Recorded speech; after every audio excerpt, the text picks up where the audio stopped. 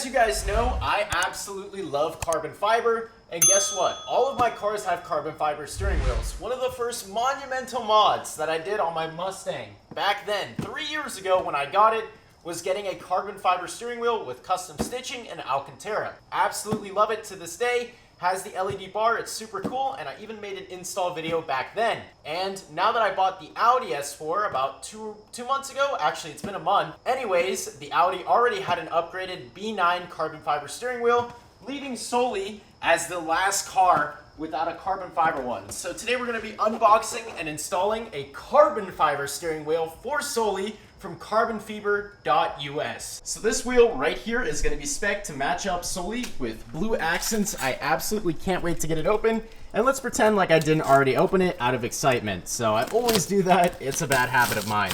Let's go ahead and get ready for the moment of truth here. Like I said, I already unboxed it and this thing is absolutely insane.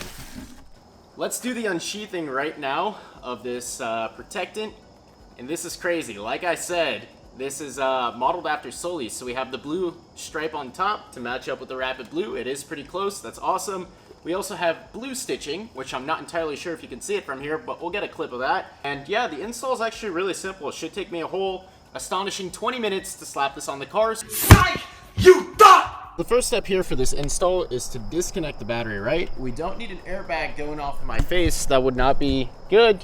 I think we can pass on the concussion for today. We are messing with the airbag, so definitely get that off.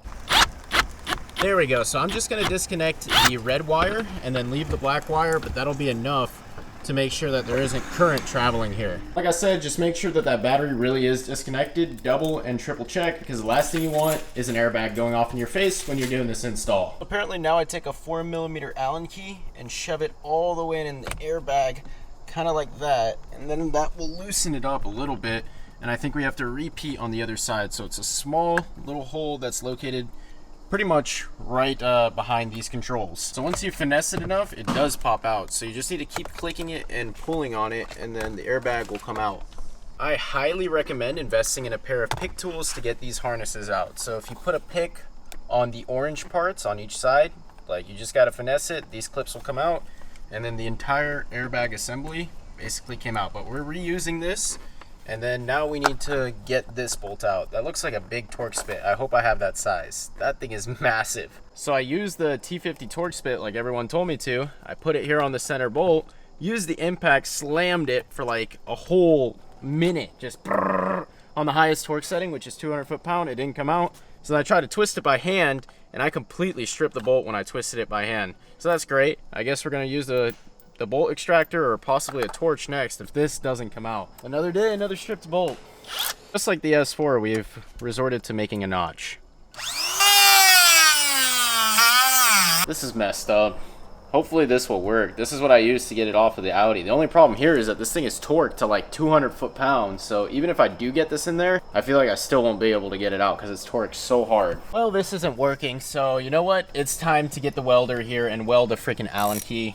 And yep, send it. That's the only thing we're gonna do. So if I weld this Allen key, it'll hold it, and then hopefully I'll just put an impact on it and just go crazy. Actually, yeah, tell your boy to bring an impact. 10 out of 10, don't recommend this at home, but if it gets it out, it gets it out. Oh. Lord, please. Make sure that it's on all the way? Oh, reverse? Yeah, it's on reverse. Okay. Like all the way to the right, right? Yeah. All right, fellas, pray for me. Oh. Oh. Oh. Well, that didn't work.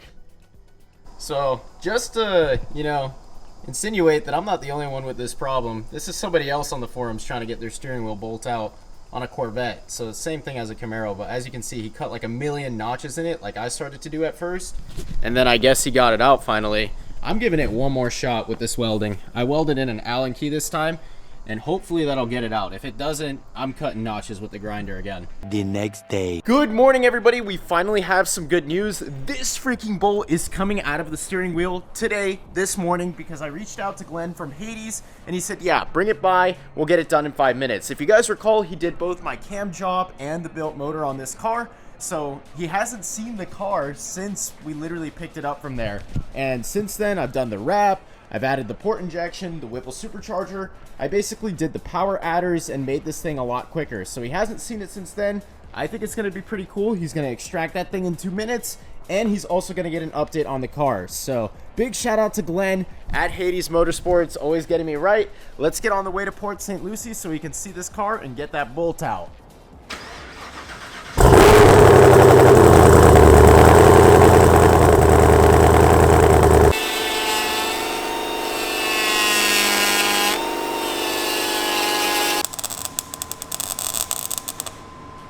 You all probably saw, but Glenn got that off by basically welding a nut to it. So now I can take a 15mm socket and get it off. So that was my original idea, except that I didn't weld a nut. Obviously I welded a socket to it. So now I know for the future, just go ahead and weld a nut to it, use a socket, and you should be good to go. So I need a new clock spring though, because I ruined those wires, as you all probably saw. I'm gonna get a new bolt too. But I gotta go to Miami to pick those two things up, and then we'll get this carbon fiber steering wheel in finally. But big shout out to Hades once again.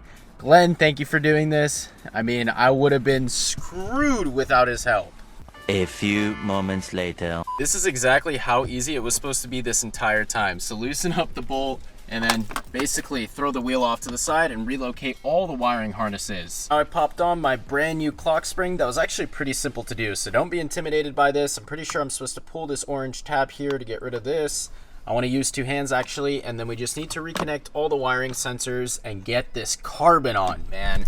I'm too excited. You know, this was a lot of work for a freaking carbon steering wheel, but hopefully you guys learned something from my experience. Go ahead and transfer all these electronics. It's going to be pretty simple and straightforward. I'm pretty sure you just pry off this plastic. Now I'm going to be a little bit careful because I'm not trying to break it.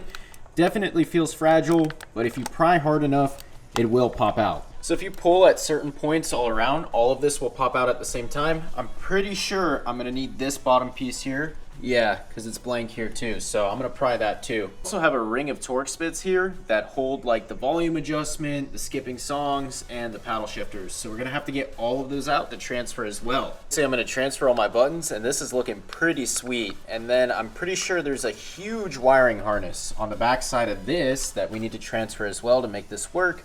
And then the paddle shifters. I can't forget those paddle shifters, so...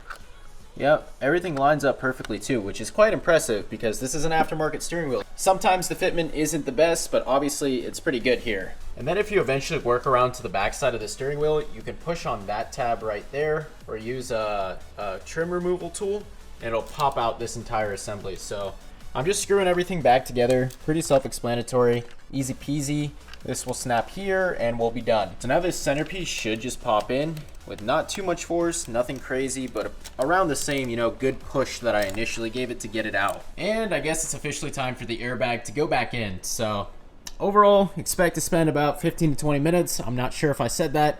Try to work fast so that I can get another video posted before midnight, the grind.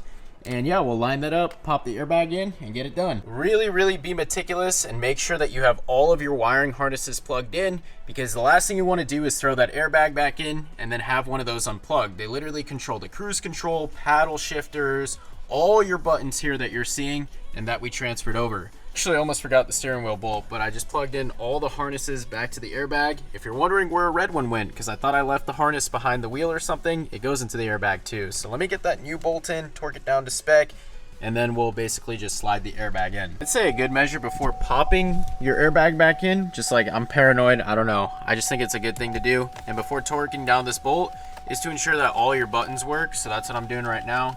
I reconnected the battery for just a second to test out all the buttons.